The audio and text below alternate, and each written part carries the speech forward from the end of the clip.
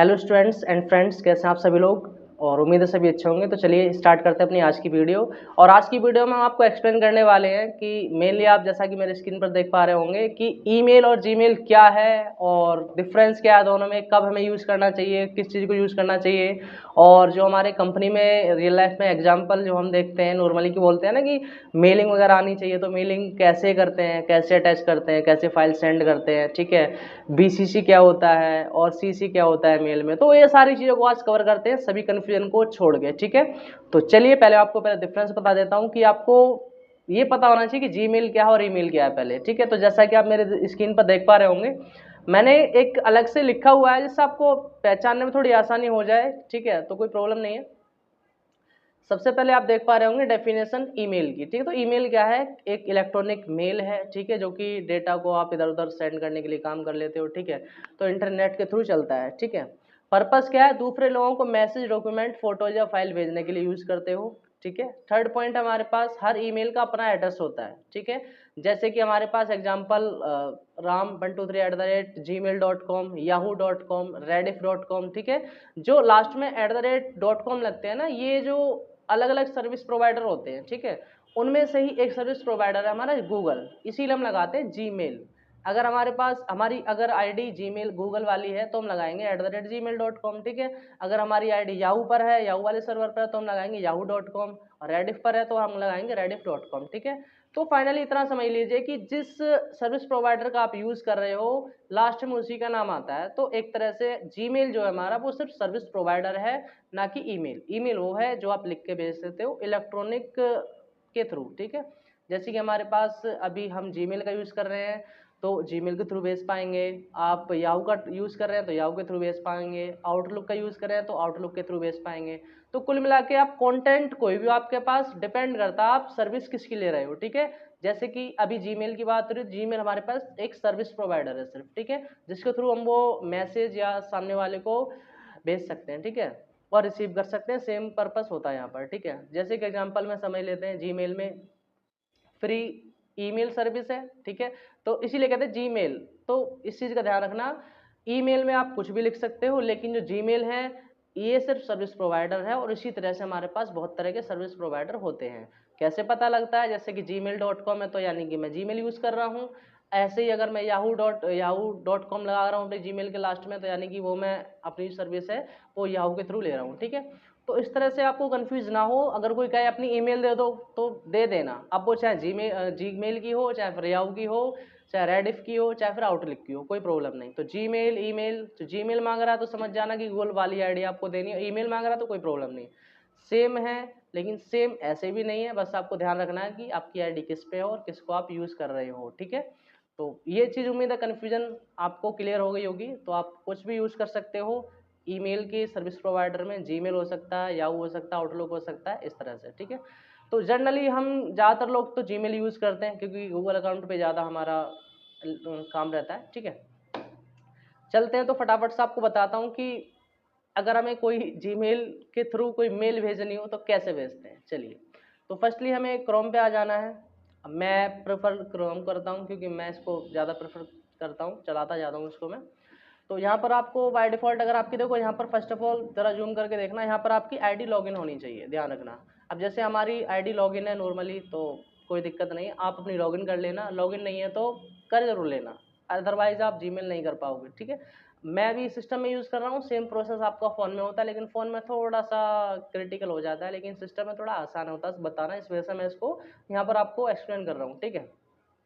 Okay, तो finally यहाँ पर हमारे पास जीमेल ऑलरेडी यहाँ पर है। अगर आप नहीं होता तो यहाँ पर कुछ डॉट्स आपको मिल जाएंगे, जूम करके देखेंगे तो यहाँ पर आपको मिलेगा जीमेल, ठीक है। इस पर क्लिक करना है आपको और ये हमारा कुछ इस तरह से ओपन होगा। और अभी हम रियल टाइम देखेंगे कैसे किसको हम मेल वगैरह भेज सकते हैं, ठीक है। तो मैंने काफ़ी सारी मेल भेजी हुई हैं और रिसीव आई है हमारे पास, तो हम इस चीज़ को थोड़ा साइड में रखते हुए एक नई ईमेल बनाते हैं, ठीक है, जीमेल बनाते हैं। तो मान के चलते हैं कि मुझे किसी पर्सन को मेल भेजनी है, ठीक है। तो फर्स्टली आप क्या करोगे? तो फर्स्टली आपको इधर तो कंपोज का ऑप्शन दिखाई दे रहा होगा, ठीक है। मैं अभी इसमें से इनेबल कर लेता हूँ कुछ समझाने के पर्पज से। हाँ, ये जो आप देख पा रहे होंगे यहाँ पर ये कंपोज वाला जो ऑप्शन है ना, इस पे हमें क्लिक करना पड़ता है, बटन होता है नॉर्मली, ठीक है। तो इसको हम बटन में फटाफट से क्लिक करते हैं जरा, और कंपोज करने के बाद यहाँ पर आपके पास एक आता है न्यू मैसेज के नाम से, ठीक है। ये हम यहाँ पर ही अभी जो मैसेज टाइप करने वाले हैं, यहीं पर हम टाइप करेंगे सबसे पहले मैसेज। तो पहले देखो क्या ऑप्शन है और क्या क्या आपको रखने होते हैं, ठीक है। तो फॉर्मेट क्या होता है कि टू में जब आप कभी कुछ लिखोगे तो टू में हमें उस पर्सन की आईडी लिखनी पड़ती है जिसको हम मैसेज सेंड कर रहे हैं। अगर आप जीमेल की भाषा में बोलोगे तो रेसिपिएंट का एड्रेस यहाँ पर डालना होगा, ठीक है। तो अभी मैं फाइनली अपनी ही आईडी डाल देता हूँ, यही वाली फिलहाल के लिए, किसी को नहीं सेंड कर रहा मैं, ठीक है। तो कैसे करते हैं चलिए देखते हैं। तो इसको हटा देते हैं सभी को। हाँ, तो यहाँ पर टू तो जूम कर लेते हैं। तो टू में हमारे पास देखो फाइनली जैसे लिखते हैं द कंप्यूटर, तो हमारी आईडी हमें पता है, और आप देख लेना कि आप कौन सा यूज़ कर रहे हो, ठीक है। thecomputer@gmail.com, और एक्चुअल में देखो यहाँ नाम आ रहा है, ठीक है। अभी आप देखोगे यहाँ पर तो आईडी आ रही होगी यहाँ पर। अगर हम देखो यहाँ लिखेंगे द कंप्यूटर, देखो नीचे यहाँ पर जूम करके देखो, यहाँ पर आईडी आ रही होगी thecomputergzv@gmail.com, और ये हमारा निक नेम है द कंप्यूटर 01 जो भी है, ठीक है। तो हमें इस आईडी को ध्यान रखना पड़ता है, जिसको हम सेंड आउट कर रहे हैं उसकी आईडी ऐसी ही होनी चाहिए। अब जीमेल हो सकती है, याहू हो सकती है, डजेंट मैटर, ठीक है, आईडी होनी चाहिए, ठीक है। ओके, हमने इसको क्लिक कर दिया। अब देखना जरा कुछ चीज़ आपको नहीं मिलेंगी इधर। आप ऐसा है कि जितनी आईडी को आप सेंड कर सकते हो वो यहाँ पर आप कॉमा लगा के या फिर यहाँ पर ऐड कर सकते हो। मान के चलो मुझे किसी और की ऐड करनी है, ठीक है, या फिर मैं अपनी एक आईडी ले लेता हूँ, जैसे राम शर्मा जी GZ1, ठीक है, ये आईडी भी ऐड कर सकता हूँ। तो आप ऐसे ही काफ़ी सारी आईडी एक बार में सेंड मतलब ऐड कर सकते हो। अब इसमें कोई प्रॉब्लम नहीं है कि हाँ भाई आपने आईडी ऐड कर दी है तो इन सभी रेसिपेंट को जो आप भेजना चाह रहे हो मैसेज मिल जाएगा, ओके, कोई प्रॉब्लम नहीं है।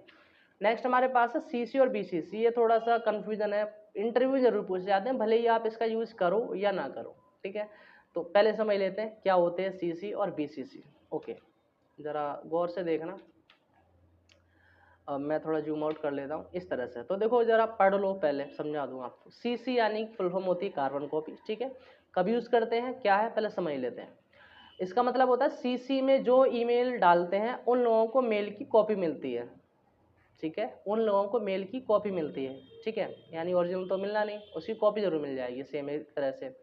कब यूज़ करें, जब आप किसी मुख्य व्यक्ति को मेल भेज रहे हो और किसी और को सिर्फ जानकारी देना चाह रहे हो, शामिल करना चाह रहे हो कि हाँ भैया हमने इसको मेल भेज दिया है, ठीक है।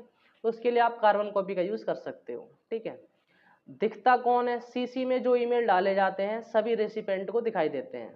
सिंपल सी बात है, CC में जो भी आपने रेसिपेंट डाले हो, ठीक है, उन सभी को जो आपने जिसको मेल भेजा है वो उसकी कॉपी दिखाई देती है, ठीक है।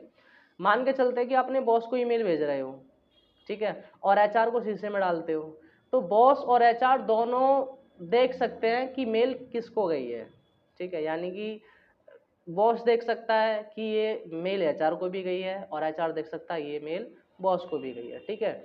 तो यानी कि इस तरह से कॉर्पोरेट लाइफ में बहुत ज़्यादा काम में आती है CC कार्बन कॉपी। बस इन्फॉर्म के लिए होता है, कहते हैं ना कि बॉस कहता है मेल भेजो, भेज दो उसको, तो आपको लगता है कि मेल तो से भेज दी, लेकिन बॉस को कैसे पता लगेगा, बॉस कहेगा नहीं आई है मेरे पास। तो आप इस केस में बॉस को भी ऐड कर सकते हो CC में डाल के, जिससे कि बॉस के पास भी कॉपी पहुंच जाएगी, तो बॉस को इन्फॉर्म हो जाएगी हाँ आपने उस बंदे को मेल कर दी है, ठीक है। तो अब ऐसा केस आता है, then you will have to use CC यानी कार्बन कॉपी, सिंपल सी।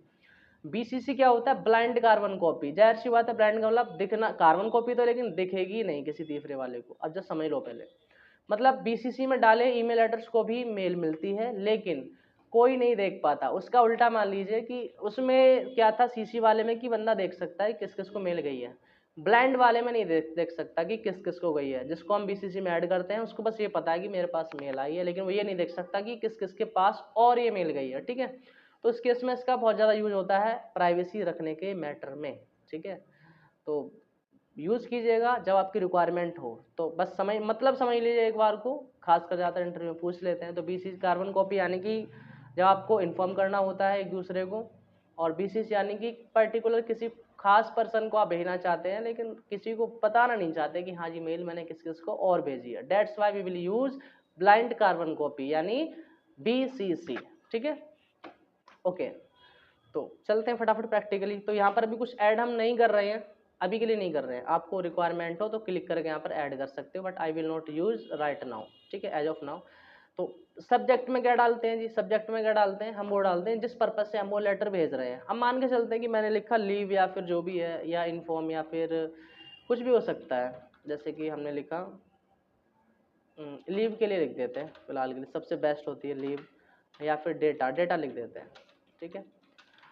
डिपेंड करता है कि आप किस टॉपिक से रिलेटेड जो आप सब्जेक्ट दे रहे हो वो ध्यान रखना यहाँ पर शो होता है। जैसे कि ये पाइथन IGBN फाइल है, इसका मतलब है कि यहाँ पर ये हमने सब्जेक्ट में लिखा हुआ है, इस वजह से यहाँ पर शो हो रहा है। तो सब्जेक्ट का लिखने का मतलब है कि फाइल जब किसी को रेसिपेंट होगी तो यहाँ पर दिखेगा कि हाँ भैया कि इसके अंदर क्या टॉपिक है और किस पर्पज से फाइल आई है। तो बहुत इंपॉर्टेंट होता है सब्जेक्ट डालना, खाली मत छोड़ा करो, ठीक है प्लीज।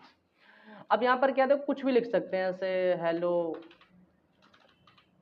ठीक है। तो ये हमारा पूरा एरिया जो होता है लिखने का होता है।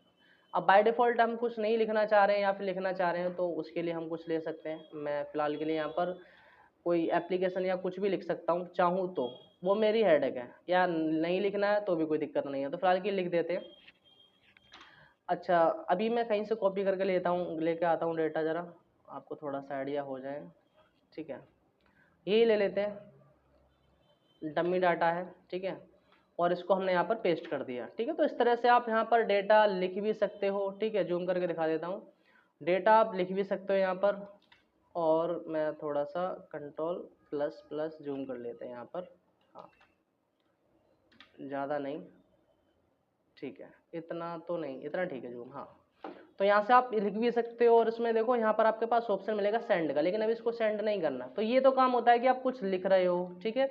अब क्या होता है कि इसमें आप फोटो वगैरह ऐड करना चाहते हो तो हम फोटो भी ऐड कर सकते हैं। कैसे करते हैं, यहाँ पर देखो नीचे ऑप्शन मिलेगा आपको अटैच का, ये जो पहला मिलेगा लिखने का मिलेगा फॉर्मेटिंग ऑप्शन।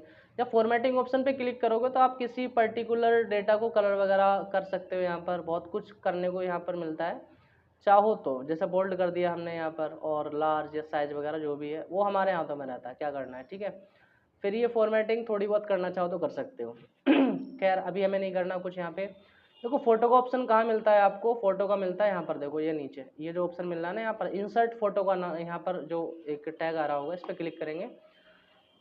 फोटो ये बाय डिफ़ॉल्ट जो है आपके वहाँ से उठाता है जहाँ पर आपने गूगल फोटोज़ पे ऐड कर रखा होगा। मान के चलो कि हमें अभी एक ये भेजना है अपना बैनर, तो हम क्लिक करेंगे इस पर। अगर आपको देखो अपने फाइल से ही, अपने सिस्टम से, लोकल सिस्टम से आपको उठाना है तो आप अपलोड पे जा सकते हो, और अपलोड में जाने के बाद ब्राउज करोगे।